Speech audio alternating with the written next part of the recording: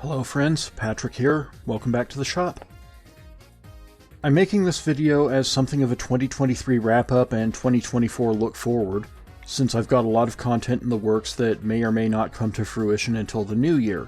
And as a YouTuber, there's definitely a powerful discomfort when you go more than a week without dropping a new video.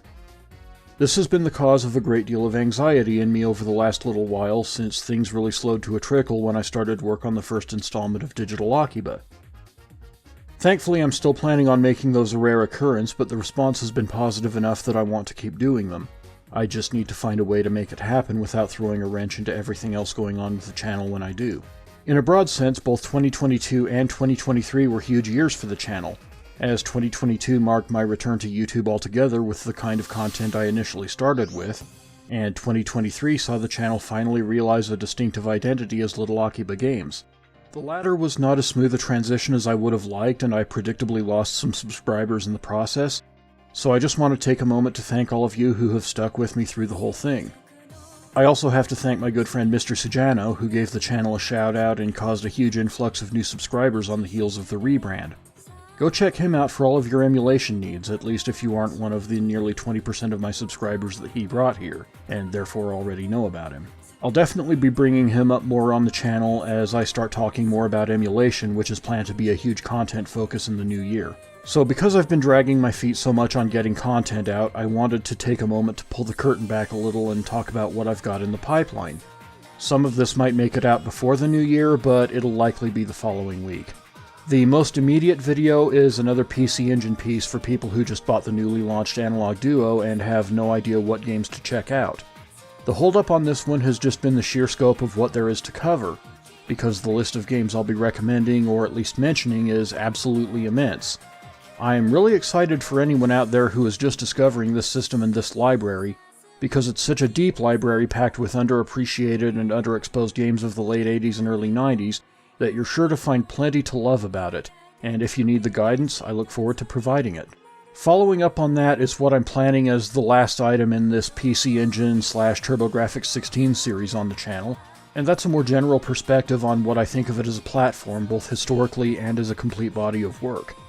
The What I Really Think Of series of videos has been really well received, so I look forward to adding a PC Engine piece to it before I move on to other content.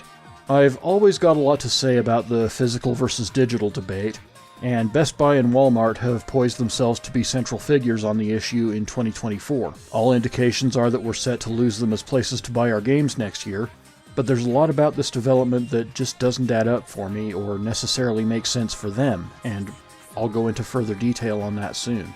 If you ask 10 different gamers what they think of the ESA's permanent discontinuation of E3, you're likely to get 10 different answers. The only guarantee seems to be that everyone has a position on it. I'll be adding mine in the coming weeks. To put it simply, I don't think the ESA has a full perspective on what they're actually sacrificing here. Sega shocked the world at the Game Awards, effectively rebooting themselves into a modern version of their 90s selves, marking what I consider to be by far the greatest moment in the history of the show. I do have some questions about its execution, but that pales in comparison to the overall feel-good vibes of the announcement itself, to say nothing of the trademark renewals that followed, setting the stage for something undeniably special. I have a lot to say about this, and you won't have to wait much longer. This video is a priority, especially after a lot of the more negative stuff I've been talking about of late. I haven't forgotten about my system launch recap series either, and the DS and PSP iterations are still on the way. On top of that, I'm going to be following up on my video about solving the scalper problem with one on how platform holders can fix system launches altogether. And while heeding the advice in the scalper video is a big part of that, more needs to be done to make system launches fun and monumental occasions again. I certainly have ideas. And while I'm at it, yes, I do still have my Steam Deck, and yes, I am still looking for a place for it in my regular gaming practice. Once I do, I can assure you that video series will continue. All told, however, I'm very optimistic for 2024. The current pipeline actually has a decent number of games I'm excited for, especially after the Game Awards. We're more than likely going to finally learn what Nintendo has lined up for its next-gen plans, and of course, I plan on following my current investment in retro import gaming, with all of my experiences, good or bad, translating into channel content that I hope continues to bring you all closer to that corner of the industry.